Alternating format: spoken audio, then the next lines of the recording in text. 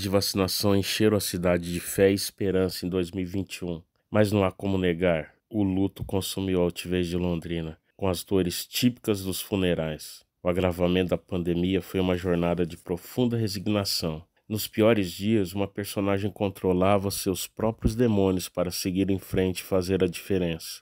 Vivian Feijó, enfermeira que comanda o HU desde 2018, foi protagonista de um mutirão para salvar vidas e confortar as famílias. Nessa entrevista à Folha, ela fala como foi viver esse ano extraordinário no epicentro de uma batalha que ainda não acabou.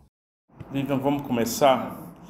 Eu queria que primeiro você lembrasse qual que é o momento mais marcante do ano aqui no HU, que você provavelmente não vai esquecer na sua vida nunca mais. Olha, eu posso te dizer que foi em março, onde nós tivemos um pico muito importante, com ocupação de mais de 150% das áreas da urgência e emergência, onde em diversos turnos do dia nós tínhamos que revisitar o plano de contingência e providenciar pontos de oxigênio, ventiladores, máquinas de hemodiálise e suprir o hospital na necessidade individual de material médico hospitalar e medicamentos. Eu acho que esse foi o maior desafio, que foi confrontado também com as dificuldades do mercado. Então, nós lidamos com o comportamento da indústria farmacêutica e de material médico, que de certa forma alguns materiais sumiram, os sobrepreços e a necessidade emergencial de manter tudo à disposição. Então, foi muita criatividade, foi muita reunião com equipes especializadas para que nós pudéssemos encaixar possibilidades de substituição desses materiais e desses medicamentos que em alguns momentos pudessem vir a faltar. Então, isso gerou uma angústia muito grande no gestor, no sentido de ser responsável técnico e de prover isso. E quero dizer para você pode ver ali, eu sou uma pessoa cristã, nós provemos todos os materiais necessários, nenhum paciente ficou desassistido e o que faltou foi reposto e substituído. E nós aproveitamos todos os espaços necessários para a acomodação dos pacientes que precisaram do hospital universitário. Eu queria que você fosse um pouco mais específica, nesse março, que deve ter sido um março muito duro para todo mundo aqui. Sim. Teve um momento que simboliza isso, que você, um dia, porque há momentos na vida que você acha que não tem saída, que você, entendeu? Que você tem que Quando alguém te manda uma foto que tem 8 ambulâncias com doentes graves parado na frente do hospital que você administra, isso se sobrepõe a todos os seus princípios de civilidade, né, em respeito ao próximo, a questão gerencial e técnica de trabalhar organizado, se sobrepõe com esse sentimento de ultrapassar o limite da barreira e fazer o seu melhor, né? Então, eu acho que esse momento onde eu vi se acumular ambulâncias na frente do PS, onde a gente viu um número de pacientes graves, muito graves. Eu posso lembrar vocês daquele paciente que saiu correndo do hospital, né? O mesmo gatilho de medo e de angústia que os pacientes sentiam, quem estava aqui dentro também sentia.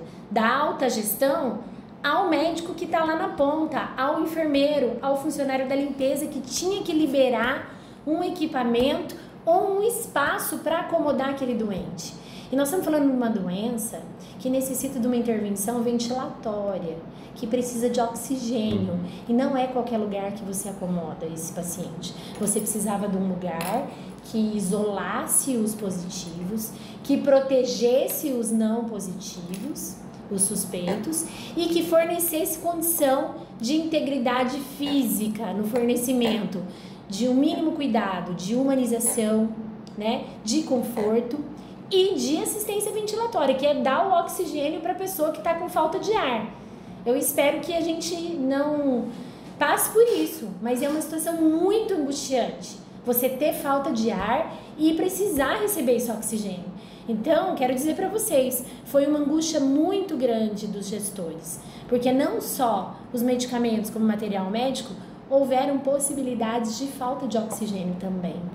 Né? Isso foi real, essa possibilidade? Que a gente viu em outros lugares? Foi real em muitos lugares. No hospital universitário, nós temos uma instalação física de reserva técnica bastante tranquila. Quando nós montamos o hospital de retaguarda no prédio da Matuí, nós superestimamos, e eu falo que foi para o bem, né? Porque nós demos conta de prover o sistema. O que faltou? Torpedos de oxigênio. O que é torpedo? Torpedo é quando o doente está na rede e você precisa tirar ele desse leito e levar ele para fazer uma tomografia. É um volante, é um torpedo. Você entendi. pega o torpedo, liga um cano e põe no doente. Normalmente ele está ligado na parede, então na parede o oxigênio não faltou.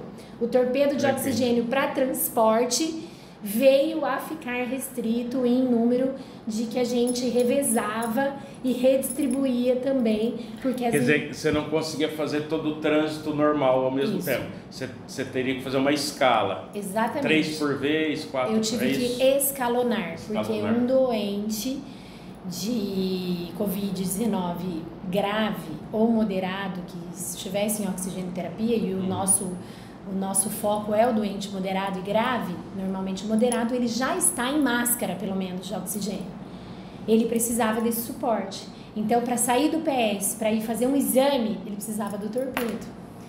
Para sair do PS e ser transferido para uma unidade de internação ou para o hospital de retaguarda, ele precisava do torpedo. Precisava porque tinha poucas unidades ou porque algumas estavam quebradas? Enfim, não, porque o quantitativo mesmo, né? E o município não tinha para emprestar, os outros serviços também sobrecarregados, e as empresas, nós temos empresas contratadas, não tinham o material para fornecer a maior. Você poderia ter dinheiro, mas você não tinha acesso ao recurso.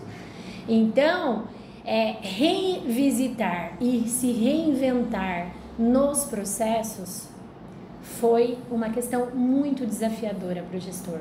Então, se eu usava 2 ou 3 torpedos, o que a gente pode fazer para otimizar o processo e não faltar para ninguém?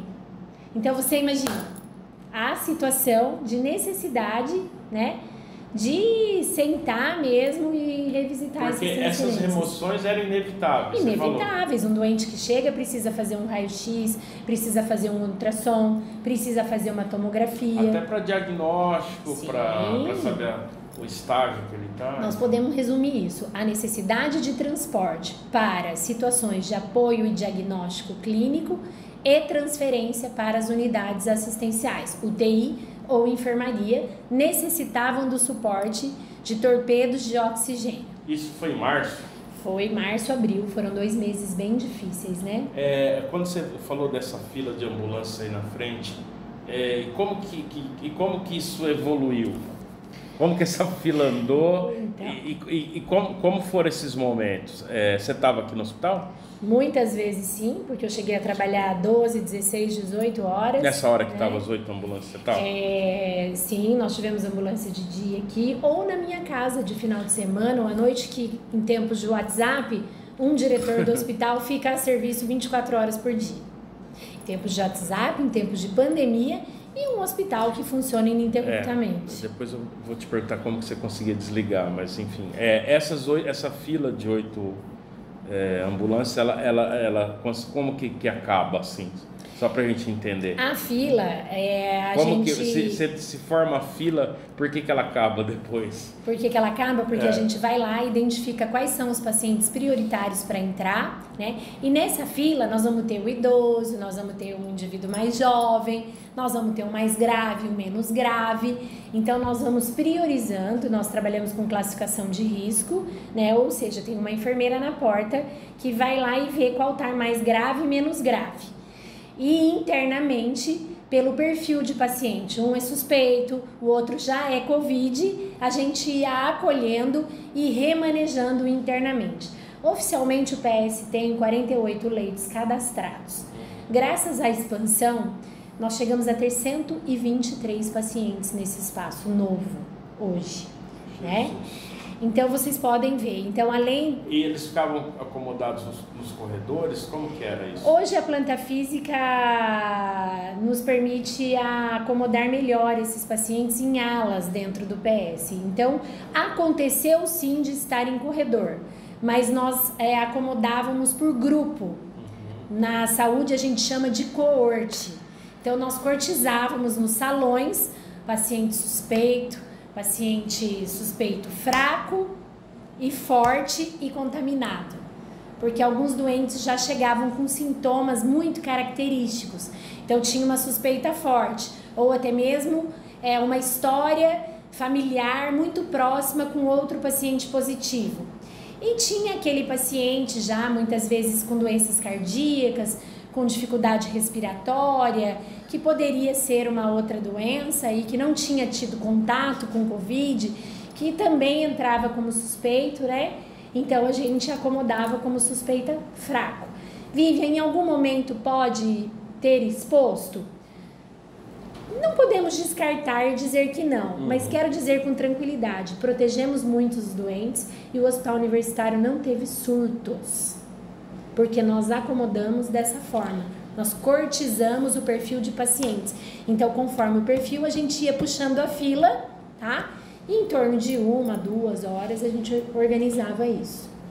Na verdade, foi o maior teste de organização que o HU deve ter passado nesses 50 anos. Olha, eu tô porque aqui... a organização fica imprescindível num momento como esse.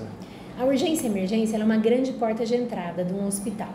E ela é uma unidade, para vocês entenderem, de transição.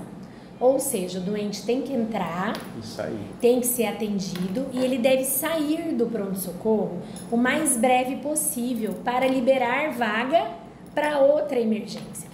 Então, o grande desafio do hospital foi ampliar o seu giro de leitos nas enfermarias, nas UTIs, no hospital de retaguarda, articulado com a rede de atenção para tirar os pacientes de menor complexidade para o Zona Norte, para o Zona Sul, ou para o Hospital do Câncer, que seja paciente de outro perfil, ou até mesmo para outras cidades, para que a gente pudesse ofertar a possibilidade de entrar o maior número de pacientes pelo PS.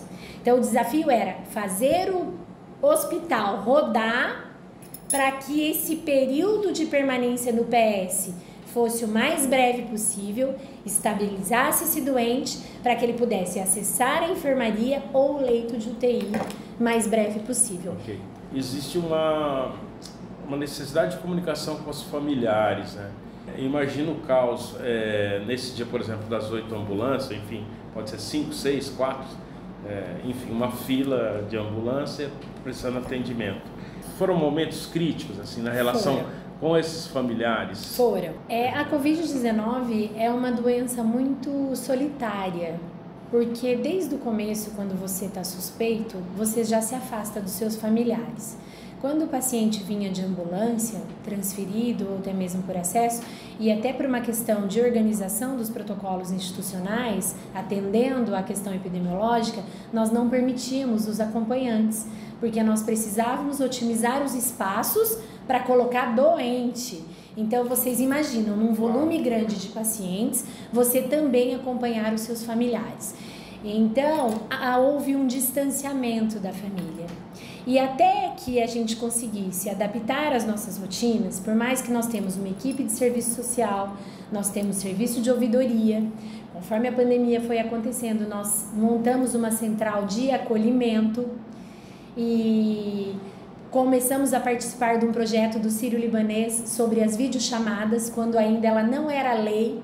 O hospital foi pioneiro em parceria com o Sírio-Libanês neste projeto. Esqueci o nome do projeto, Rita, me lembra aí. E esse projeto foi mais uma ferramenta a favor da humanização do cuidado do paciente e das suas informações com os familiares. Mas houve sim reclamações, pacientes de fora que não conseguiam acessar muitas vezes as informações. Então somou-se a essa dificuldade de organizar a parte interna, essa dificuldade que você muito bem coloca de interlocução, de uma comunicação mais efetiva com os familiares. Eu era acionada por diversas autoridades de saúde dos municípios. O HU atende não só a nossa regional, que são 22 municípios, mas na pandemia foram 97 municípios. Nós recebemos doentes de diversas cidades. Jacarezinho, Açaí, Nova Tebas, Jataizinho, 1º de Maio, Ibiporã. E cada cidade tem o seu representante, E de certa forma, do superintendente aos colaboradores, todo mundo virou informante. Eu lembro de numa live você até... Conectando vidas. Até ter reclamado das pressões, pedido para parar um pouco, sim. Deputado, eu lembro que você falou isso.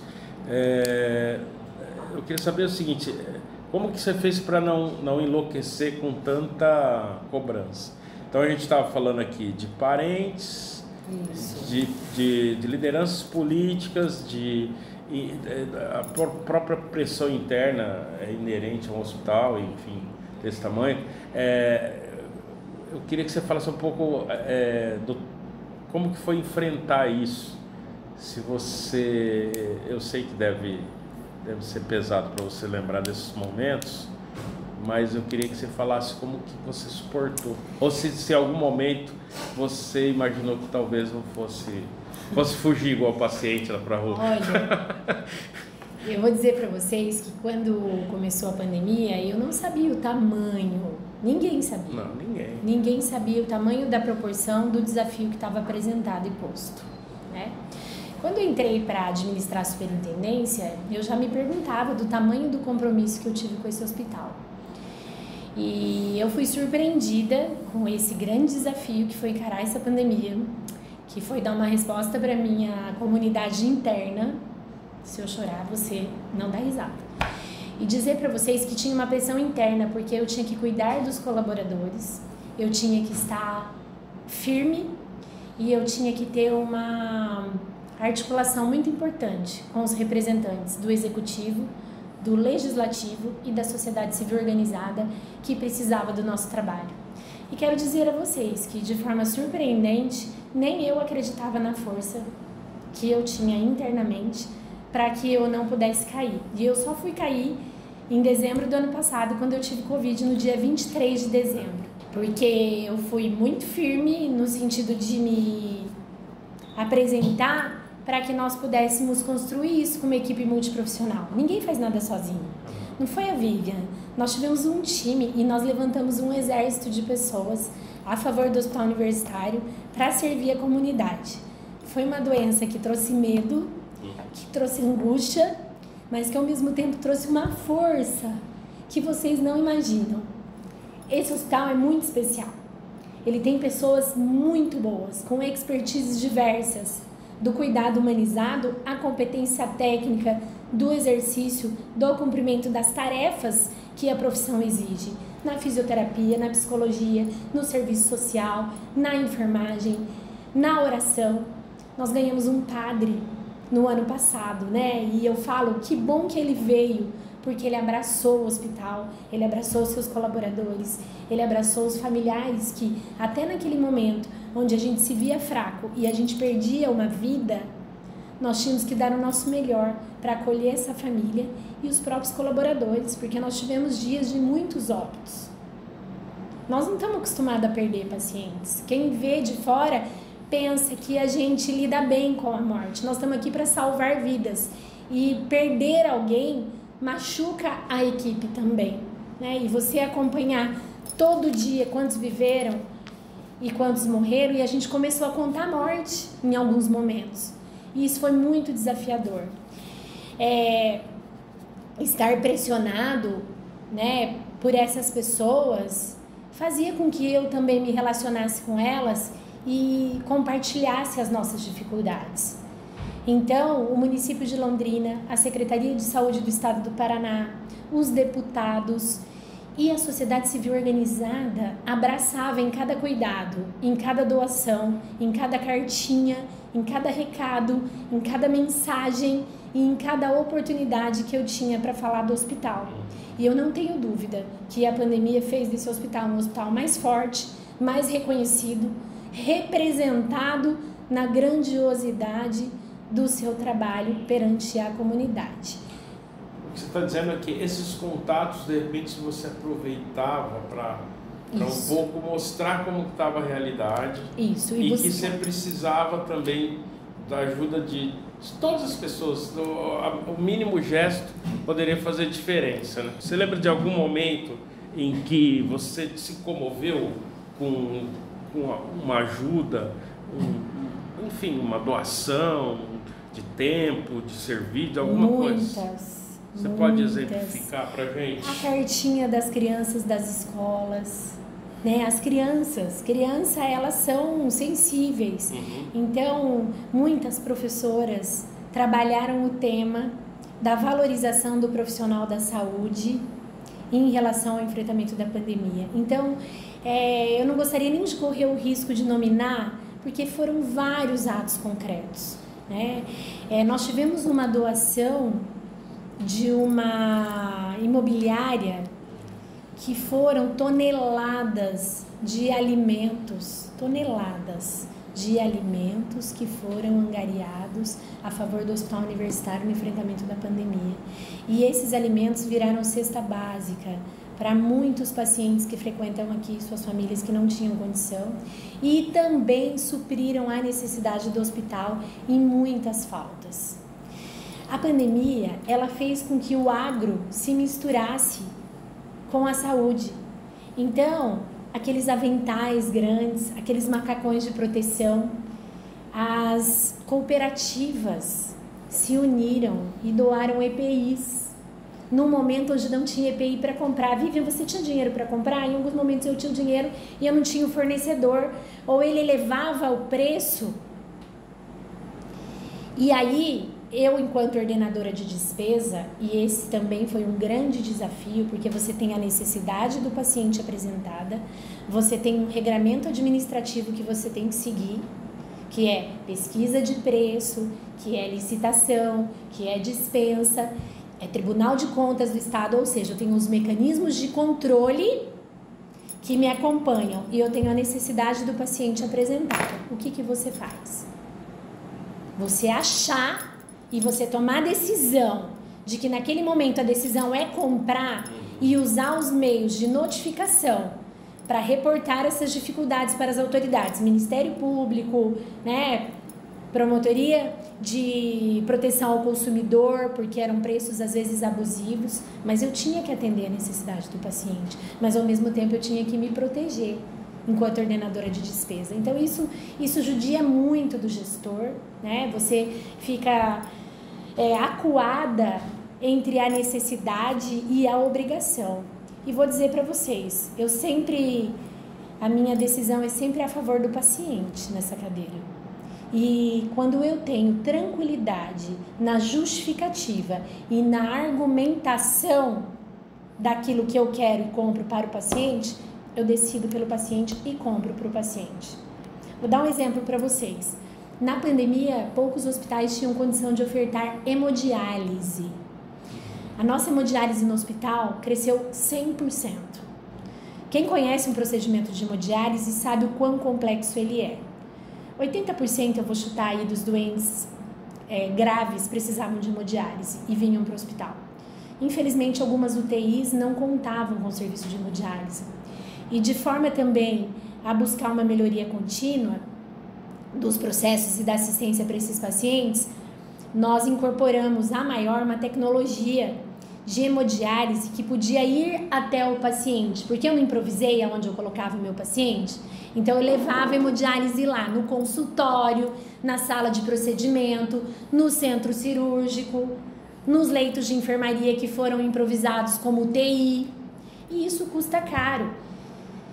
E isso só tem em 22 hospitais no Brasil. E quero dizer com muito orgulho para vocês, o Hospital Universitário pôs essa tecnologia a favor dos pacientes. E não faltou hemodiálise para ninguém, né? Mesmo com 100% da capacidade, porque a hemodiálise ela não depende só da pessoa, ela precisa da tecnologia.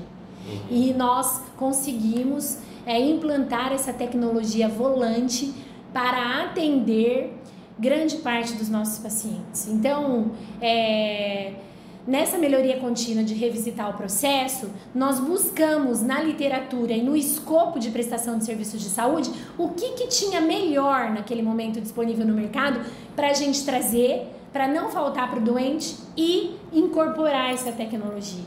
Vivian, é barato essa tecnologia? Não é. Mas quanto custa uma vida? Porque um doente sem diálise, ele morre, né? Então, cada vida pra gente aqui vale muito. E eu tive muitos desafios em relação até aos mecanismos de controle para justificar.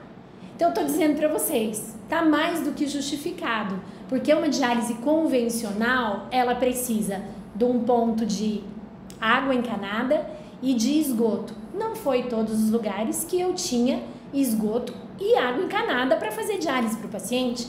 Eu tenho nas UTIs, mas nós tínhamos doentes graves espalhados pelo hospital inteiro. E criamos uma possibilidade de levar os mesmos protocolos. Montamos equipes volantes, multiprofissionais, voltados para os cuidados intensivos, para atender nas enfermarias, para atender nos diversos espaços do PS e no hospital de retaguarda. E quero dizer para vocês, a assistência não perdeu para nenhum outro espaço de terapia intensiva. O que o meu doente teve na terapia intensiva, ele teve nesses espaços também. Isso à custa de muita coragem, de muita gente aguerrida que se dispôs a construir essas novas possibilidades a serem implantadas. E isso vou dizer para vocês, em isolamento, em uso de EPI, em técnicas de enfermagem, de cuidado, de curativo, de acesso venoso. Uma assistência à saúde é muito complexa. Ela tem via aérea, ela tem sistema de terapia infusional, que é como que o doente vai receber esse remédio. Ela tem eliminação e conforto, né? Um doente dependente, ele tem as suas eliminações, ele tem a questão dos cuidados de prevenção, porque a Covid, chega uma hora o doente trata a Covid e ele fica muito tempo internado pelas suas complicações, que é uma pneumonia, que é uma insuficiência renal, que é uma lesão por pressão que ele desenvolve por um longo tempo de permanência dentro do hospital, e isso requereu, né, assim, qual a palavra? Requer do profissional muita criatividade.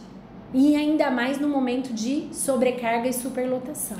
E a humanização na relação com o servidor? Na saúde, não pode escolher entre estar presencial ou não estar presencial. Nós tínhamos esse compromisso com a nossa missão. A primeira palavra que permeou o nosso cotidiano foi o medo. Tivemos alguns funcionários que relatavam esse medo e essa angústia. A universidade criou uma instrução de serviço onde a gente protegia o grupo de risco, protegia os idosos, né? A gente tem funcionários aqui de 40 anos de exercício profissional que trabalham ainda. Então, no começo, a gente já organizou, né, pelo perfil de colaboradores, o processo de trabalho. E aí, vou dizer para vocês que o HU foi modelo. Nós criamos dentro da divisão de atendimento à saúde comunitária, que se chama DASC, um serviço de acolhimento aos colaboradores para atendimento médico dos colaboradores e dos seus familiares. Então, no mínimo de sinais e sintomas que eles pudessem apresentar, ou em alguma situação que viesse apresentar dentro do processo de trabalho, de contato, nós acolhíamos, orientávamos e atendíamos. Para vocês terem uma ideia, só de consultas, nós realizamos 6.785 consultas nesse serviço criados para acolhimento dos colaboradores. Consultas de enfermagem, que não são, né, as consultas médicas, 21.341 consultas. E fizemos exames necessários também, ou o exame de Covid, ou o exame de dengue, ou outros exames que se faziam necessário, em torno de 1.195 exames.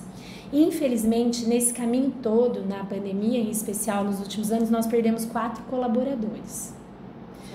Só nesse ano, tá? 4 colaboradores, né? Isso aqui foi a minha apresentação de final de ano agora, né? Nós perdemos 3 colaboradoras da enfermagem, técnicas de enfermagem, e um técnico administrativo que já estava fora, que foi um servidor que trabalhava como secretário numa unidade neonatal, né? Não estava em exercício. Mas... Internados foram quantos foram internados? Internados? Eu não tenho o número de internados, mas felizmente não foram muitos. Não foram muitos? Não foram muitos. E tivemos alguns que ficaram muito graves e sobreviveram também. Muitos, né, Rita? Essa questão do colaborador, só para terminar. Isso. Criamos também um ambulatório de terapias alternativas. Reflexologia nos pés, acupuntura. Mas por conta da pandemia, tudo isso? Tudo isso foi implantado para aliviar a carga de trabalho. E isso vai ficar permanente agora? Assim a gente espera, né? Isso é de verba, né? Olha, tudo isso, nós vamos chegar lá, né? Também custa. Disponibilidade de carga horária. E vou dizer para vocês, nós tivemos suporte do governo do estado do Paraná.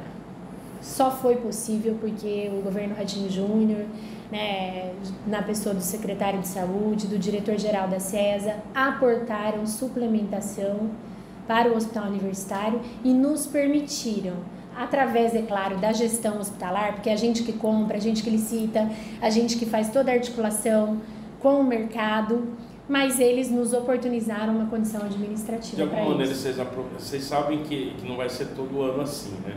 Que a investimento em saúde Sim. no Brasil, a gente sabe que embora tenha aumentado bastante, é insuficiente. Muito. De alguma maneira, você pensou em aproveitar esses recursos para estruturar o hospital? Porque você entendeu o que eu quero dizer assim? Eu sei que... seu nome? Lúcio. Quando eu entrei para ser diretora desse hospital, eu sou enfermeira de formação, trabalhei com TI e sempre procurar um respirador e um monitor que monitora a parte cardíaca do paciente era um desafio. E eu brincava com as meninas assim, olha, se um dia eu for diretora, eu vou ter uma frota de respirador e de monitor. O hospital universitário hoje tem uma frota de monitores e ventiladores de última geração. Quantos são? Mais de 100. Eu cheguei a ter 120 respiradores à disposição. Quanto? Nossa, 60. Então nós dobramos, tá? Então mais de 100 nas UTIs, fora a reserva técnica que a gente tem no PS. O que mais que fica como legado? Eu queria que você falasse, porque dá a impressão assim, gastou muito dinheiro, mas só que assim, alguns gastos, eles são para aquele dia, isso, né? E outros são permanentes. É isso. Eu queria que o que ficou de legado?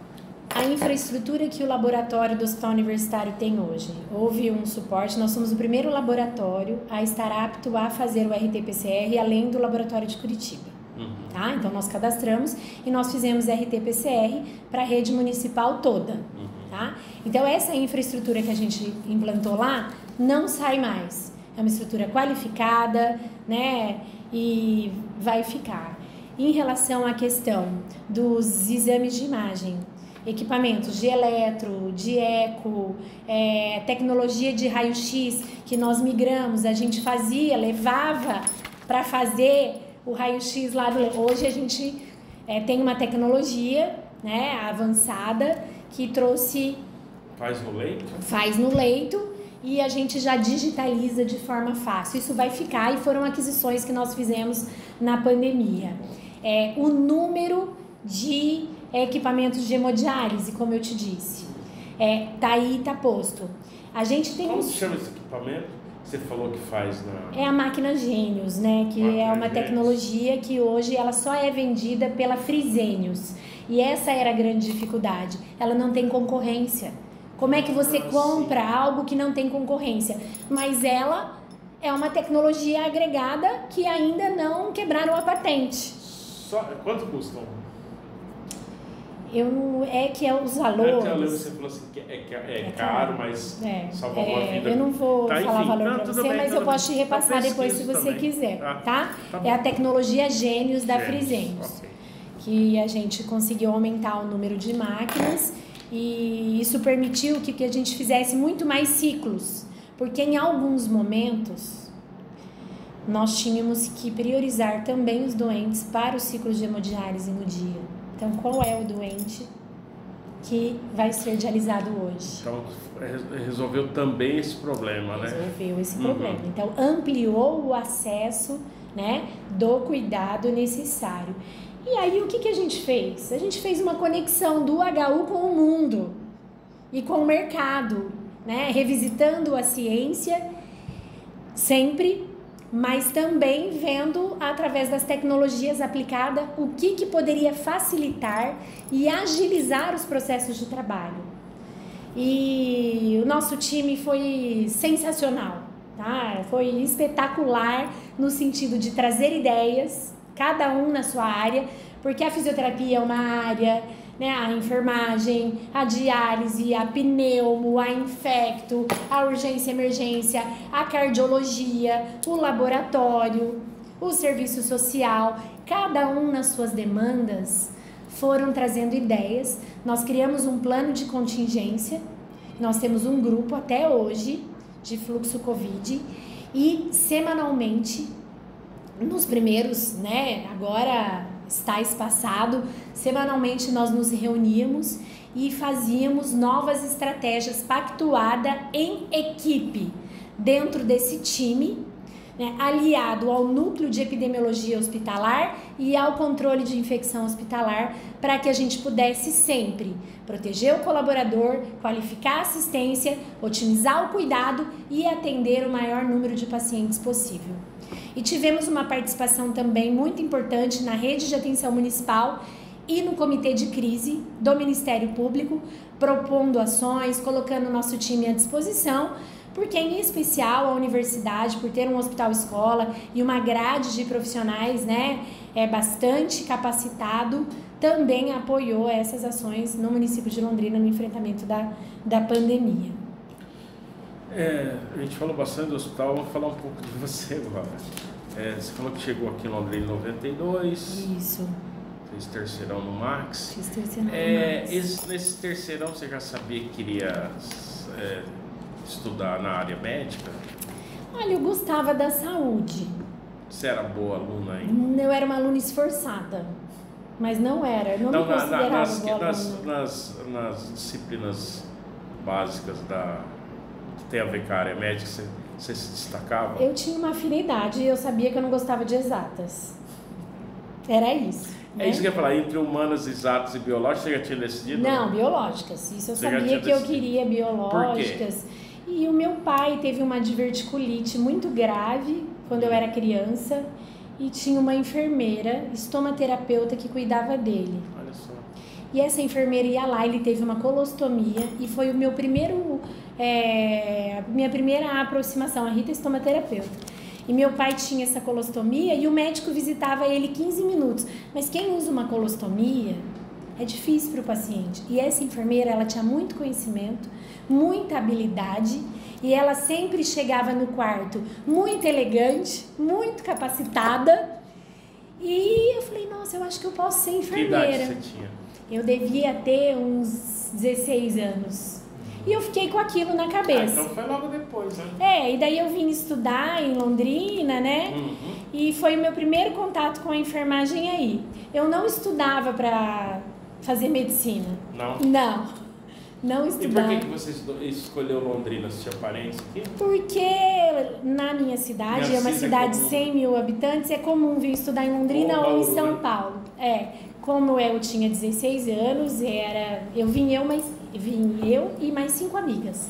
Nós morávamos em 6 meninas. Numa república aqui? Numa república, a 2 quadras do Max. A gente ia a pé e voltava. Era só isso que a gente podia fazer aqui, naquela época. Tá, e aí no Max, tem alguma coisa a ver com o terceiro ano aqui? Não, né? E aí eu resolvi prestar enfermagem. E você não pensou em outra? Só fez enfermagem? Não, e assim... E por que enfermar? Por causa da moça que eu tinha, foi a única referência que eu tinha. Mas isso não fez você pensar, por exemplo, em medicina? Eu não me dedicava para. O curso de medicina sempre foi um curso muito difícil, né? São os alunos mais CDF. E vou te dizer, eu até acho que eu poderia ter sido uma boa médica, mas hoje, se você me perguntar, eu desenvolvi outras habilidades. Eu acho que a minha habilidade de liderança e de comunicação, que são ferramentas fundamentais para que eu possa trabalhar o propósito da saúde, me levariam para a área de gestão, de engenharia de produção, de qualidade e de processo, tá? Então, o que eu faço hoje não muda e não implica. E vou dizer para vocês, a enfermagem faz de mim e fez de mim uma pessoa muito melhor. Eu trabalhei em terapia intensiva, na beira do leito, trabalhei na urgência e emergência e virei gestora. Mas quando eu tô perguntando isso, nem é um demérito. Eu tô falando assim, porque assim, o estudante ele sonha, né? Sonha. Você poderia sonhar, medicina, mas faço enfermagem também. Você não pensou em fazer medicina? Não. E você passou em primeiro vestibular? Passei em primeiro vestibular na segunda chamada da UEL. Você acredita? Tá ótimo. Lembro até hoje, escutei pelo rádio meu nome, que eu não lembro, acho que era a Folha. Mas quando é a segunda chamada a gente sabe, né? Eu já sabia, que eu tava bem na boca, assim, eu imaginava que eu ia passar, né? Na verdade já tinha passado, mas não tinha confirmado. E aí, gente, essa questão, assim, né, do perfil, a gente vai se descobrindo depois, né? Eu brinco com as minhas amigas. E a questão da gestora, você descobriu no curso, não é? A enfermagem, ela tem no último semestre a questão da liderança e da gestão, porque a enfermeira, nas suas atribuições, ela organiza a unidade, ela faz a supervisão dos técnicos, ela provê o material para a unidade, ela é a líder da equipe.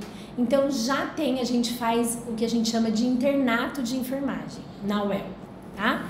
Então a gente já desenvolve essas habilidades. Claro que num conceito... Uma escala bem menor. Numa escala menor, mas você já tem inserido no curso... de comandar a equipe. Gerência de enfermagem. E aí vai do profissional desenvolver e buscar outras habilidades. De certa forma, quero dizer para vocês, eu me considero uma líder nata. Eu sempre fui presidente de turma, eu sempre fui aquela que fazia o bailinho no fundo da casa e montava fila. Eu sempre quis ser a noivinha da festa junina, do pré, né? Eu brinquei com as meninas, se era uma noivinha, não queria dançar. A gente formava, eu fui do centro acadêmico, na enfermagem. Então, eu me considero uma líder, assim, que eu tenho habilidades naturais, mas eu sou uma profissional mobilizada. Eu tenho as pós, eu procurei conhecimento, mas não adianta você ter o conhecimento se você não usar o conhecimento. Né? E trazer ferramentas para que você possa engajar pessoas na sua ideia e no seu planejamento. Porque se só a Vivian quisesse fazer tudo isso, eu vou dizer para vocês, nós não teríamos nos agigantado como nós nos agigantamos a favor da pandemia. Então, esse engajamento do coletivo, e eu até tinha anotado aqui, que é a questão dos ruídos interpessoais. Que todos os dias você tem ruídos interpessoais. É a sobrecarga, que a pessoa chega uma hora ela pede por ajuda, é a falta de alguma coisa, né? E esse ruído interpessoal, ela desafia o líder e o gestor todos os dias no sentido de você resolver o problema, trazer o resultado, trazer a calma e voltar para o processo de trabalho. Eu lembrei de uma coisa do hospital, que eu ia te perguntar, eu esqueci. Fake news. Eu lembro que a HU de cada 10 fake news de Londrina, 11 era aqui. Como que foi esse período? Lembra que teve uma que eu denunciei pro GAECO, que a mulher falava que tinha 5 crianças morrendo na UTI pediátrica? Não, era impressionante. Todo mundo recebia muita notícia. Ela teve que se retratar, aquela moça. Ela se retratou, o Jorge lá do GAECO, né? Não vai pôr isso na reportagem. Não, tá. Mas a fake news atrapalhou demais. Atrapalhou? Então, eu queria que você falasse a extensão desse estrago aí. Em que medida que estragou, que atrapalhou vocês? A fake news atrapalhou muito. Por quê? Em 2 vertentes. Primeiro porque ela coloca em xeque, né, os processos administrativos e assistenciais do hospital. Porque quem escuta a fake news não sabe o que realmente está acontecendo aqui. Então ela gasta o tempo para explicar e ela descredencia todos os processos que você constrói. né? Então falar, tá faltando fralda, tá faltando EPI, tem surto no HU, tem 5 crianças lá morrendo. Então você tem que desconstruir essa fake news, muitas vezes através da imprensa e da rede social, e nem sempre quem ouviu a fake news vai ouvir a desconstrução da informação. Então isso causa uma insegurança para os pacientes que estão internados e também escutam, tá faltando remédio, tá faltando fralda, tá faltando leite, né? Tá tendo surto aqui dentro, tem 5 crianças morrendo. Então essa é uma fake news de processo de trabalho que expõe a instituição e faz com que os profissionais que já estão sobrecarregados gastem o seu tempo para desconstruir internamente e externamente a imagem do hospital. E a segunda fake news foi em relação ao tratamento da Covid-19, que é uma doença nova, que muito já se sabe, mas no começo se sabia muito pouco, e nós fomos acompanhando a evolução da ciência, e nós vimos muitas pessoas que divulgaram fake news sem referência de cientificidade e de publicações realmente reconhecidas, regulamentadas, né? E aí postando e divulgando tratamentos sem base técnica e científica que confundiam a cabeça dos pacientes e seus familiares. Então isso trazia um conflito e uma insegurança para os familiares e os seus pacientes, e exigia da equipe técnica do hospital muita paciência e persistência na defesa, né, em defesa dos protocolos clínicos e institucionais aplicados na prática do HU. Vivi, você se refere à cloroquina especificamente? Também. Deixa eu te perguntar, essa palavra cloroquina aqui dentro, eu imagino que era um ponto... Porque assim, a gente sabe que os médicos se dividiram, para não dizer que a maioria ficou a favor, né? A cloroquina.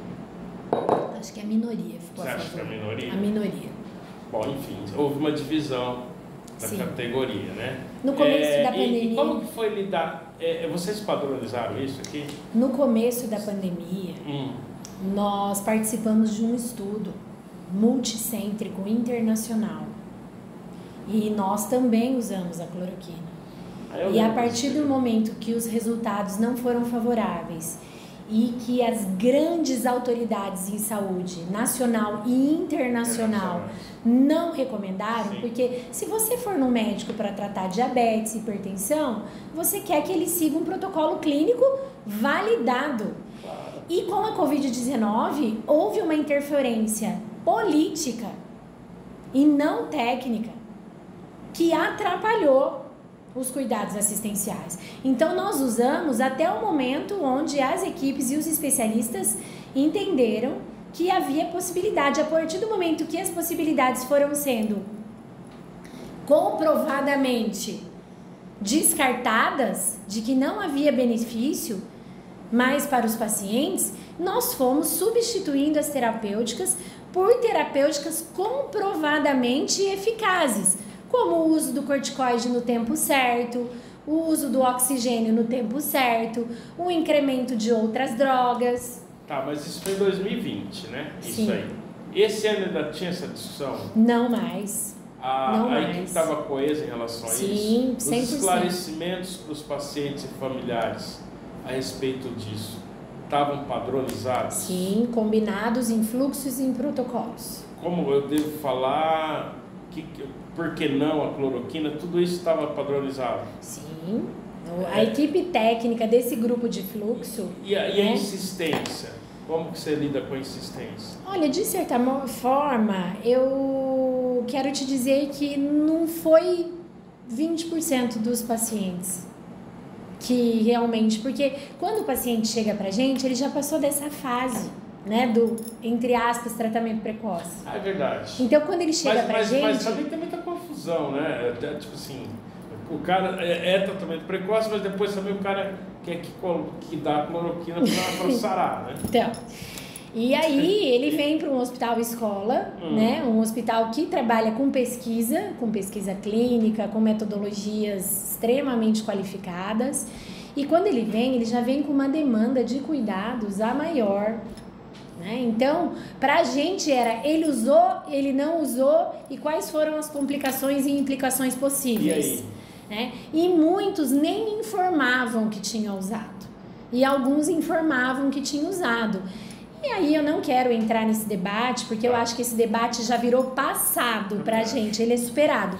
Mas quero te dizer que muitos tinham exames laboratoriais alterados, como enzimas hepáticas, né, sobrecarga renal e outras coisas, que aí ele já se dava por vencido nesse tema, porque ele precisava realmente que a medicina e a ciência funcionasse para que ele pudesse lutar pela vida.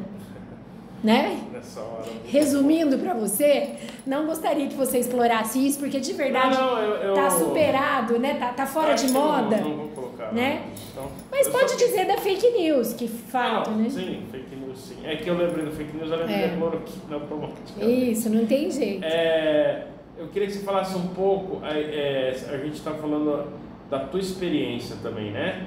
Aí você escolheu a enfermagem, fez a UEL, tarará. E como foi ingressar no HU daí? O HU, ele é praticamente a minha casa. Eu comecei o meu... adolescente, né? 1993, né? Em 92 eu estudei no Max, em 93 eu já entrei na universidade. E eu só fiquei fora do HU 1 ano e 9 meses, que eu trabalhei no Hospital do Câncer, na UTI do Hospital do Câncer. Daí eu sou enfermeira concursada, né, da carreira técnica administrativa. Aí eu entrei aqui para trabalhar no pronto-socorro e transitei já nesses 22 anos, faz a conta aí. Eu entrei oficialmente como enfermeira, eu entrei em 2000, vai fazer 22 anos, né, oficialmente como enfermeira. Mas aí eu estudei 4 anos, olha, é a minha casa aqui, né? Então eu tenho muita afinidade com esse hospital. Eu tenho afinidade e amor e gratidão pela Universidade Estadual de Londrina. Quando você fazia o período estudante, algo te dizia que você passaria muito tempo aqui? Não, nunca imaginei que um dia lá, ou tanto tempo, que eu seria superintendente desse hospital aos 46 anos. Não mesmo? Quando eu estudava... Você não era uma menina ambiciosa? Era, sempre fui. Você falou que você sempre tomou iniciativa de fazer isso. Mas você, de alguma maneira, tinha dentro Quando de eu vocês. estudava, eu achava que eu ia morar em São Paulo e que eu ia trabalhar lá no Einstein e na Beneficência Portuguesa. Conta pra eles a história do Hospital São Paulo. Isso. E eu cheguei aí procurar emprego lá assim que eu me formei, porque eu tinha um sonho de trabalhar em São Paulo, um grande centro, né? No terceirão, quando eu vim pra cá, pro Max, eu queria ter ido para São Paulo, mas era uma cidade muito grande e os meus pais não oportunizaram. E eu fiz várias entrevistas recém-formada em São Paulo, só que no final da minha graduação, no mês de outubro, me formava em dezembro, eu conheci um moço chamado Luciano Feijó. E aí foi um amor intenso. E aí a minha ida para São Paulo virou um namoro sério, comprometido, e a gente noivou em 2 meses. Nossa. Foi uma paixão avassaladora que dura até hoje e que tem 2 filhos chamados Isadora e Luciano Filho. Então, eu troquei o meu projeto São Paulo pelo projeto chamado Família, né? E o Luciano foi o grande amor da minha vida, daí que eu Mas ela fiquei... tem uma história que eu vou contar pra vocês também. Ela pegou para fazer uma entrevista no Hospital São Paulo e não foi aprovada. Não fui. Há cerca de 2 meses atrás, ela foi convidada para o Hospital São Paulo para apresentar a tese dela de doutorado, que é uma proposta de gestão de leitos para o Hospital São Paulo, que ficou, porque a professora docente que foi a banca dela é uma professora de lá, e ela ficou encantada com a gestão de leite que foi implantada, que teve início na gestão dela, para ser apresentada para a implantação do Hospital São Paulo. E ela colocou, pois é, e eu fui rejeitada na seleção do Hospital São Paulo. Melhor, né? Nessa hora que você contou. Foi o CEO da empresa. Aqui, mas essa, vocês não quiseram. E olha que não, ele elogiou meu trabalho, porque tem que esperar a hora certa. Essa gestão de leitos da minha tese, é isso que eu falei para vocês, é fazer o leito rodar e melhorar o indicador de saúde do hospital para rodar leito rápido e atender mais paciente. E essa é a minha tese, tá? É um serviço que chama Núcleo Interno de Regulação, que faz o leito girar rápido. Levar o exame rápido para o doente, agendar a cirurgia, internar ele só quando ele tem o exame pronto. E tudo isso na Covid a gente também fez para agilizar o leito e deitar o maior número de pacientes lá. E aí eu fiz essa reunião com ele. Então eu falei, mas olha, eu quero dizer que o senhor não me quis, viu? E era o mesmo pessoal que estava? Um senhor bem, né, médico, assim, bem protocolar, assim, e ele né? falou o quê? Ele falou, Vivian, as portas estão abertas, né? Sempre há tempo, venha. Eu falei, agora não dá mais. Né? Então, eu não sonhava, viu? E aí as coisas foram acontecendo. Eu vim pro HU, fiquei em Londrina, vim pro HU em 2000 e fui aceitando os desafios. Vai ser supervisora da unidade de internação, vou. Tem um grupo de trabalho para cuidados de pacientes graves, vou. Vivian virou uma oportunidade de ser gerente de área. Fui gerente de área do internamento, da imagem, do PS, que é a minha casa, amo trabalhar em urgência e emergência. Aí eu fui ser diretora de enfermagem, junto com a Beth Ursi. E aí ela falou, Vivian, você está preparada, você é a candidata para diretora superintendente. Eu falei, eu? Será? E quando eu virei superintendente, eu já tinha medo e ansiedade. Será que eu vou dar conta? E aí, meninos, eu ganhei um presente chamado Pandemia da Covid-19. E se eu tinha dúvida, né? A pandemia aconteceu e o hospital cresceu muito. E é isso. Deixa eu te falar, você falou da família, acho que dá para perguntar tudo nesse episódio. E também o seguinte, eu vi os dados, eu fiquei impressionado. Assim. 2020, Londrina teve 436 mortes. Isso. E agora está com 2.320. Ou seja, nós tivemos quase 2 mil mortes a rigor esse ano. Quer dizer, se em 2020 as pessoas achavam que o negócio estava grave, você imagina no ano seguinte, onde morre 5 vezes mais praticamente. É um absurdo. Tá, e aí eu vi na notícia que você foi noticiado no dia 27 de dezembro, que você estava com Covid. Eu imagino que você passou o Réveillon... trancada. Foi, né? Eu estou errado? Não, tá certo. Queria que você falasse sobre esses dias e aí falasse do apoio da tua família, como foi essa convivência. E eu queria que você falasse também se você já estava preocupada nesse período. Um cafezinho para mim, por favor? Se você já estava preocupada, se você sabia que ia ter essa avalanche de mortos. A gente fechou com 21 mil casos, depois teve mais 67 mil casos esse ano. Ou seja, na verdade a pandemia, de fato, se a gente for ver friamente, foi em 2021. Né? 2020 foi, na verdade, uma pré-pandemia. As pessoas, hoje dá para se dizer isso, né? Só que em 2020, a opinião pública tudo já estava saturado. Você já andou de montanha-russa?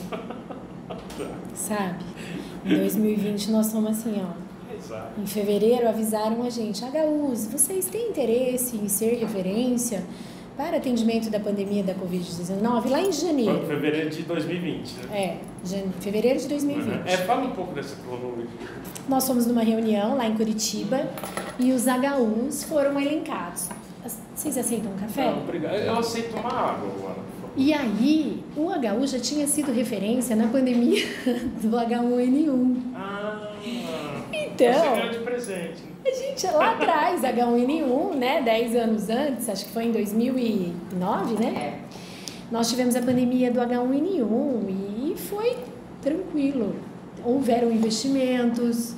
Então, nós não sabíamos, como eu disse para vocês, o tamanho do problema. O que eu sei, você está dizendo que a única base era o H1N1. Era o H1N1. Que tinha sido, né, muito mais... E aí, tranquilo, quando nós fomos destacados e nós aceitamos os desafios, e nós voltamos cada um para sua casa, né, Maringá, Londrina, Cascavel, Ponta Grossa, nós começamos a acompanhar aqueles primeiros 3 meses, de 3 a 6 meses. E eu acho que o Brasil levou alguma sorte nisso, porque a Euro começou na Ásia, Europa e Estados Unidos, e nós fomos tendo a referência do que foi acontecendo lá. E com o mundo globalizado, chegou no Brasil. E aí chegou aonde? Carnaval, lembram? São Paulo e Rio de Janeiro. E aí foi pro abraço a pandemia, né? E aí, nesse momento, nós conseguimos ir tendo dimensão e falar, opa, a coisa tá diferente. E vou dizer para vocês, para mim é uma das piores crises dos últimos 100 anos, né, do Brasil. É uma crise sanitária muito importante. Eu acredito que muitas pessoas morreram que não morreriam, por mais que eu sou uma pessoa cristã e de fé. Foi uma doença que expôs muito, essa questão da proteção, essa questão do acesso e da vinda da vacina, né? Não teve milagre, gente. O que mudou agora que nós estamos aqui conversando? É a vacina. O que eu te perguntei isso porque é o seguinte, voltando lá, você está no Réveillon, isolamento domiciliar. Eu falei ainda disso. Você achava que eu ia morrer? Não. E certamente fazendo um balanço do ano que tinha passado, que era um ano difícil, que era um ano tal. Você, eu quero ser sincero, você tinha formação como cientista ou gestora que seria tão duro quanto foi 2021? Não. Você imaginou? Não. Você chegou a pensar que o pior já tinha passado? Não. Porque a gente já sempre pensava que ia vir um pior ainda. Porque quando começou muitas mortes, apesar de grandes lutas e as novas variantes, porque as novas variantes nos desafiam. Não desafiam? Tá uma outra aí, né? Tá uma outra aí que ainda a gente está esperando. Dá para falar sobre ela ainda? Ao que parece... Ontem saiu uma informação, né? Ao que parece, ela interna menos. Ela é menos grave, mas ela é altamente... 70 vezes mais potente.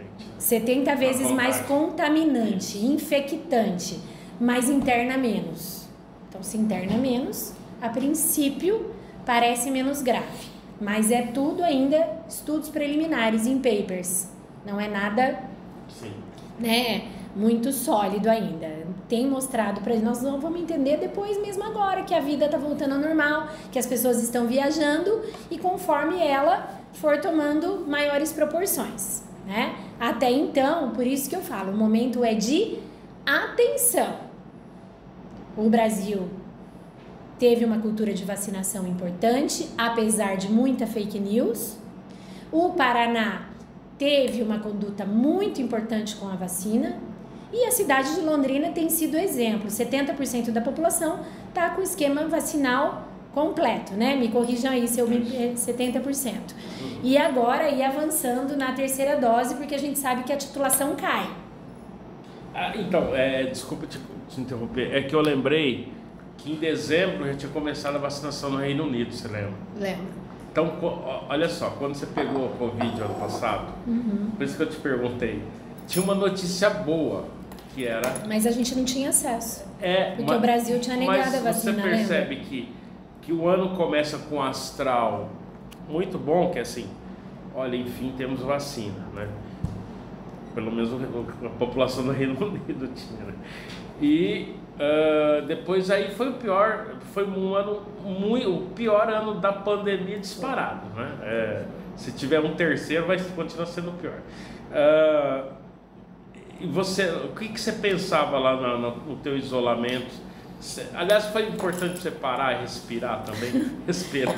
respirar mal, mas respirar. Olha, eu vou dizer para vocês que eu estou há 3 anos sem férias. 3 anos. Primeiro ano, meu marido teve uma trombose. Nós não tivemos férias. No segundo ano, veio a pandemia e nós veio, né, 2021, né, que estava aí nessa transição aí, né, 2020 para 21, que eu peguei o Covid, inclusive, E é muito difícil. Vocês tiveram Covid? Eu não tive, não. Eu não sei como foi pra você. Eu não senti nada. Você foi então assintomático. Como que foi a tua O experiência? meu, eu não vou dizer que foi moderado para grave, mas eu tive uma experiência com hipovolemia, eu fiquei muito fraca, Ah, é? muito. Você contou isso pra alguém na época? Não. Não, E daí? mas eu só não internei, primeiro porque eu sou enfermeira e eu tinha Você precisou de muita cuidado assistência. profissional em casa, não?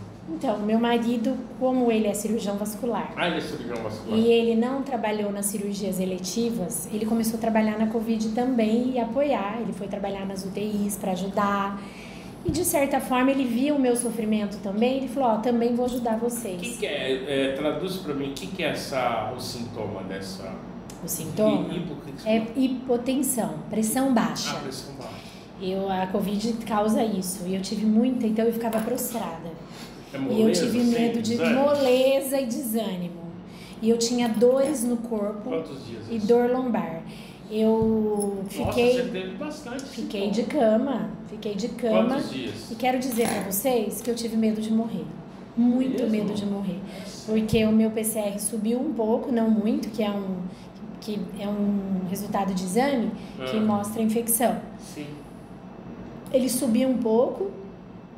E aí, a gente sabe que a partir do 5º ou do 7º dia, ou você melhora, ou você piora. Então, eu tive febre e eu tive depois calafrios. Quando eu estive com a Covid, eu estava com essa moça, que é minha assessora, e eu falei pra ela: Rita, eu acho que eu tô com Covid, porque começou a me dar calafrio. Não é a febre só, sabe, arrepio e mal-estar? E a gente tava almoçando, né, Rita? E ela não pegou, tá, gente? Ela tava comigo, porque eu não tinha outro sintoma ainda. E eu tive daí tosse, dor lombar, essa fraqueza generalizada e... Não queria fazer o exame, olha só. Aí eu falei: não, eu vou ter, porque eu não queria parar. Eu falava: não é possível que eu peguei essa doença. E eu vou dizer pra vocês, eu Ah, mas chorei você muito. sabia, né? Então, daí eu fiz o Coração exame. dela. Você chorou muito? Chorei. Quando você veio o diagnóstico? Quando eu fiz o exame de Resultado, manhã, né? eu achei que não ia dar. Ela tá falando que eu não fiz, mas eu fiz o exame. Quando eu cheguei aqui, eu fiz o exame de manhã. E aí eu estava no carro com ela às 14h e o chefe do laboratório me ligou. Quem liga pra alguém hoje? Ah, é? Quem liga? Ele me Essa ligou. coisa ruim, né? Aí ele me ligou e falou: ai, Vivian, deu positivo. E aí eu chorei muito, Nossa. porque nós estávamos vendo muita gente grave, a gente não sabia o comportamento da doença, e eu falava: não é possível, eu estou trabalhando tanto, e eu ia tirar 10 dias de férias.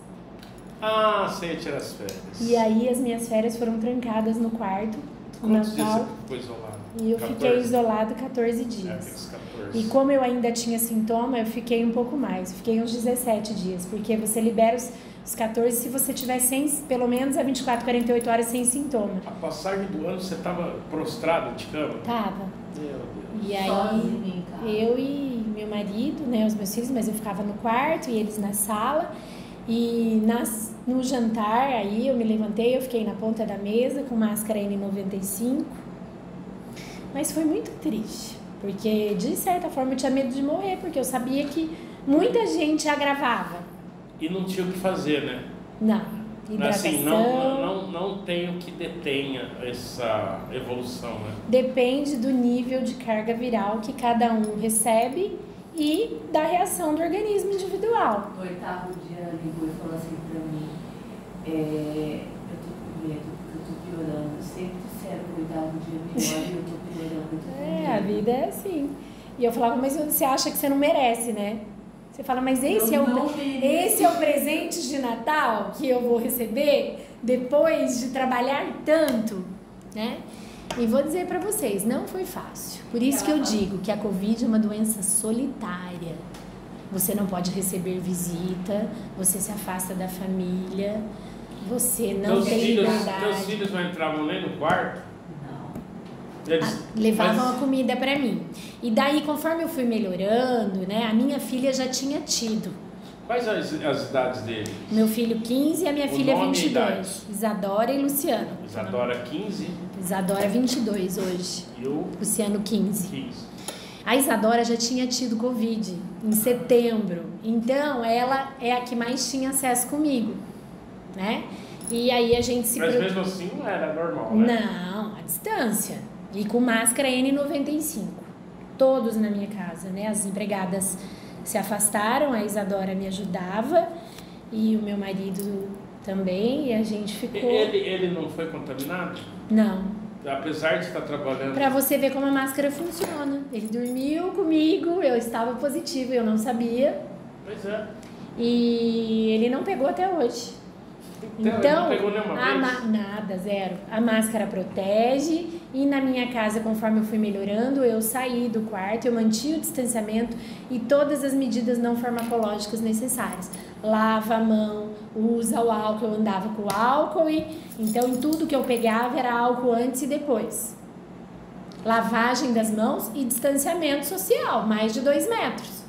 E o uso de máscara, todos eles. Porque nem a sua família quer ficar perto de você. Claro, né? Ninguém quer, né? Então, se eu sentava numa poltrona, assim, quando eu comecei a melhorar na varanda, conversavam comigo com distanciamento social. E tem um paradoxo nessa história, né? Porque certamente teus filhos e teu marido deviam reclamar muito da sua ausência. Foi a única coisa que me parou, foi a Covid-19. Nesses 2 anos. Período que você conseguiu ficar, digamos, na casa com eles, um tempo maior. Lógico que você não queria, né? Mas como que foi isso, assim? Eles te cobravam muito? Quantas horas por dia você chegou a trabalhar no auge da coisa? 16 horas. Né? E você falou que não tem férias há 3 anos. Tirei férias no papel, mas não dá. Os processos dependem da gente. Então dá para dizer de alguma maneira que nesses 3 anos, a única hora que você parou foi nesses dias da Covid. Foi. Olha que impressionante. Foi. Bom, e eu queria que você falasse assim, essa relação familiar, os laços... Eu vou tirar férias em janeiro, dia 6, vocês rezem por mim, tá? A gente já virou até piada aqui. Mas vai dar certo. Já virou até piada, será que ela vai tirar mesmo? Aí você volta e vai ter que fazer a campanha para reeleição. Até você. Então, aí eu queria que você falasse como que foi. Esses 16 horas, deve ter muitas semanas que você não folgou um dia sequer. A família foi penitenciada, porque eu me não dediquei... Não só tua, né? Mas vamos usar como exemplo. De todos os colaboradores, e o fato da gente trabalhar em um hospital, nós ficamos a serviço da comunidade, e quando nós não estávamos aqui, a gente estava em alerta 24 horas por dia. Uhum. O próprio cuidado pessoal, no sentido de fazer uma atividade física, de fazer coisas que ficaram totalmente abnegados para uma segunda opção, né? Então, os trabalhadores da saúde, bem como a gestão, a equipe técnica e da equipe assistencial, eles se doaram demais. De verdade, eles merecem reconhecimento e aplausos, porque as pessoas se dispuseram a fazer horas a mais.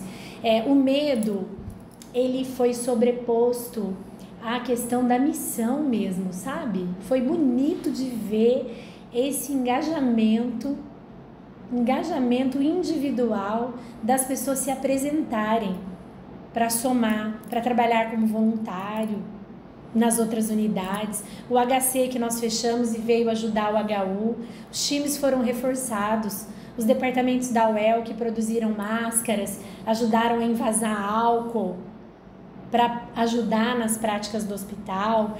Então, tudo isso, né, levantou um exército mesmo, foram soldados a favor da saúde.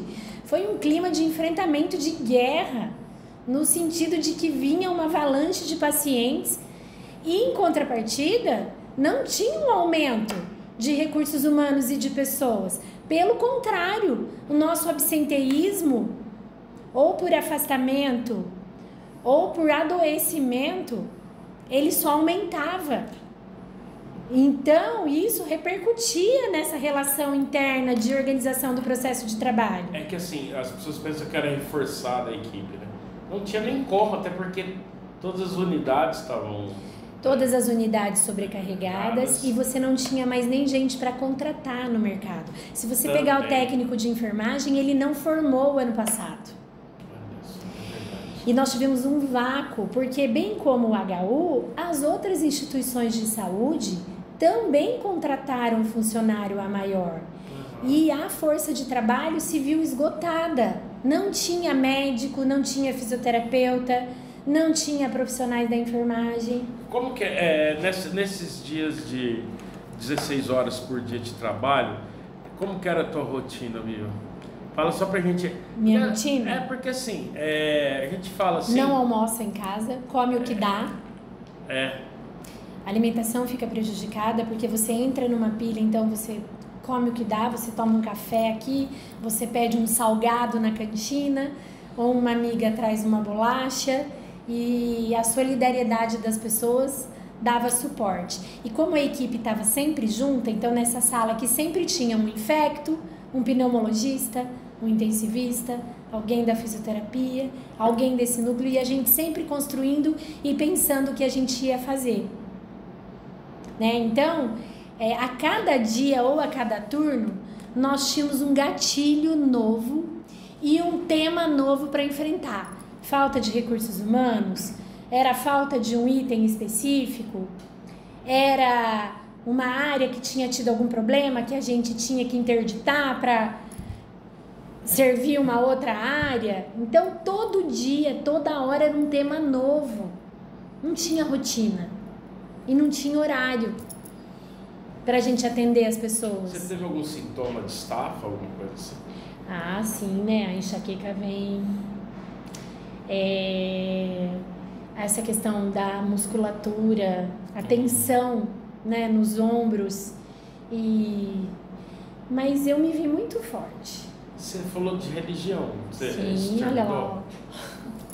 Como né? Você sou católica. Você frequenta qual paróquia? Eu sou da Palhano, né?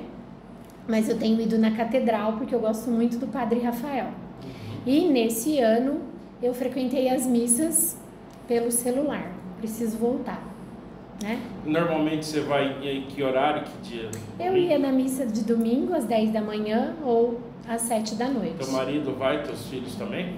Agora meu filho tá morando no Recife. Ele joga na base do esporte. E ele tá lá. Então fazem 4 meses aí que ele não tá com a gente. A minha filha já é uma moça, né? Uma mulher adulta. Então ela às vezes vai com a namorada, às vezes vai com a gente. Mas eu acho que a fé, a busca da fé, independente de ir na igreja, ela é muito individual, né? E eu tenho pena de quem não tem fé. Porque na hora que o homem se faz fraco e que falta alternativa, você tem que buscar alguma força maior. Você falou que assistia às missas, né? Sim. E eu ouvia muito louvor. E aí tem uma música do Padre Fábio de Mello que fala assim: vou nas asas do Senhor, porque Ele é bom. E eu falava: Senhor, eu vou nas asas e o Senhor me leva. Escuta essa música, é linda, eu posso te mandar depois.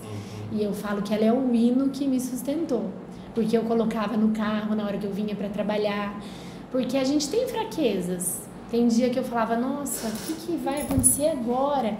E é aquilo que vocês falaram, é a família que morria e chorava aqui debaixo da janela. E eu falava: mais um óbito, meu Deus. E desde acomodar os óbitos na Anátomo Pátomo aqui, a gente também teve esse problema, porque não morria tanto assim. Então o saco do óbito, do corpo, acabou, lembra que a gente teve problema? E a gente tinha que ser criativo para ver o que ia fazer, porque quem vende não estava preparado. E era um tipo de doença... Qual que é o recorde de óbitos num dia, você lembra? Nossa, eu acho que a gente teve 20. Meu Deus! 20 óbitos. Nossa, esse dia foi horrível para a equipe. A equipe. Mas assim, teve vários dias de mais de 10. Sim. Isso foi pra 10, 12. Vocês ouviam daqui? Não, é que a família aqui embaixo é o serviço social. Então, se a família às vezes chorava, vinha aqui. Sim. Então, assim, foram dias muito pesados e um apoiava o outro. Onde você buscava conforto? Na fé, no apoio dos colegas. A Rita é enfermeira aposentada e no primeiro dia do GT do Grupo de Fluxo, eu falei com ela, eu falei, o que você está fazendo? Vem me ajudar a construir o plano de contingência para enfrentamento do Covid? E ela aposentou e veio trabalhar na pandemia, terceirizado, e esteve sempre aqui do meu lado, na construção, né? E nós temos um plano que a gente foi construindo desde o começo, né? Com muitas mãos, ó, pneumo, enfermeiro, as assessorias, médicos intensivistas. E esse plano mudou, eu não sei te dizer quantas vezes, desde precauções, a infraestrutura, abastecimento, né? E assim a gente foi sobrevivendo dia após dia e se fortalecendo junto dos colegas. Eu queria só para a gente encerrar, que você falasse assim, ó, foi um ano muito difícil, teve dia com 20 óbitos, você teve Covid, começou o ano, né? Covid, né? Aliás, esses dias aí que você falou que o 8º dia que ela falou que você achou que não ia suportar, era 2021 já. Né? Já. Ou seja, a gente está falando tudo esse ano, né? Isso. Aquilo que eu te falei, lembra, no começo? Na verdade, 2020 foi a subida da montanha-russa, né? Mas também você teve um ano de homenagens. Foram, acho, na Assembleia. Sim. Combinou na também Câmara com 50 Municipal, anos do HU, né? Como que foi esse reconhecimento? Na verdade é o mínimo que a sociedade pode fazer, né? Mas deve ser gratificante, né? Olha, a primeira coisa, eu acho que ficar no meu quarto trancada aqueles 17 dias, para mim que estava trabalhando de forma intensa, fez eu refletir muito na minha vida e na minha missão. E de certa forma eu voltei mais forte do que eu já estava, porque eu sobrevivi ao Covid enquanto muitas famílias foram devastadas e sofreram o luto. Então eu voltei mais forte e voltei engajada no sentido de que eu tinha que cumprir essa missão junto com a sociedade e com os membros desse hospital, que precisavam de mim, do meu trabalho, da minha dedicação, da minha articulação que o meu cargo, né, exige para que a gente pudesse continuar aí enfrentando a Covid-19. E foi um ano que o hospital faria 50 anos em agosto. E no meio de tudo isso, nós fomos avançando, nós fomos construindo essas homenagens para os membros do hospital e para todos aqueles que construíram a história desse hospital nesses 50 anos. E houve sim um reconhecimento da sociedade civil organizada, não só pelo meu trabalho, mas por tudo que o HU significou. O HU saiu de 291 leitos no começo da pandemia e neste ano de 21 nós chegamos a 453 leitos. Nós colocamos à disposição do Estado do Paraná o maior hospital público em leitos ativos para o Estado. Então a nossa contribuição ela foi extremamente significativa para o Estado, para o Sistema Único de Saúde e também como apoiador dos hospitais privados e filantrópicos, porque em muitos momentos nós demos suportes para paciente de convênios que também não tinha vaga e o Hospital Universitário deu suporte, recebendo o paciente, emprestando material médico hospitalar, medicamentos e tantas outras coisas. E eu acho que eu dei voz a todas essas informações para a sociedade. Então o reconhecimento veio na minha pessoa, mas eu atribuo também a todos os colaboradores do Hospital Universitário que estiveram do meu lado e que construíram esse trabalho reconhecido e qualificado. Reconhecimento é bom, todo mundo gosta, né? Eu fico feliz de ter tido. Quais foram as homenagens? Foram uma homenagem na Alep, em Curitiba, né? Foi uma homenagem na Câmara Municipal. Eu recebi certificado do Rotary, de um evento formal com várias doações. Eu recebi visita da ACIL com homenagem e agradecimento. Eu recebi da Unimed, que também fizeram um trabalho de doação, uma certificação, e recentemente recebemos também do prefeito e do secretário municipal de saúde. Foram tantas outras homenagens de entidades que vieram aqui, visitaram e certificaram o hospital, né? Nós ganhamos também no ano passado um certificado da Agência Nacional de Vigilância Sanitária no cumprimento dos protocolos, de 100% de assertividade nos protocolos de segurança. Então, no meio desse turbilhão, ter um reconhecimento da Anvisa com 100% de compatibilidade e um hospital 100% SUS, trouxe uma acreditação para o hospital. Acreditação hospitalar, muitas das vezes, ela vem de contratação de auditorias pagas, que ajudam e auxiliam. Nós não fizemos auditorias pagas. Como se fosse espontâneo. Nós, não estou tirando mérito de quem consegue e tem condição de pagar. Sim. Nós buscamos as auditorias com parcerias nos programas de apoio e desenvolvimento do Ministério da Saúde e implantamos boas práticas nessa instituição. Então, celebramos os 50 anos, tivemos o prazer de fazer aquele evento lá, que foi o primeiro evento, né, no Ouro Verde. É um evento grandioso, do tamanho que o hospital merece, que essa instituição merece. Tive o orgulho e a oportunidade de estar à frente e acho que venho cumprindo a minha missão de levar o nome do Hospital Universitário com muita ética, com muita transparência e com um hospital de excelência a favor da comunidade. Então, tenho muito orgulho e muita gratidão de receber essas homenagens e o reconhecimento pelo meu trabalho. A intencionalidade era melhorar o propósito da saúde pública no enfrentamento da pandemia. E eu acho que a gente conseguiu.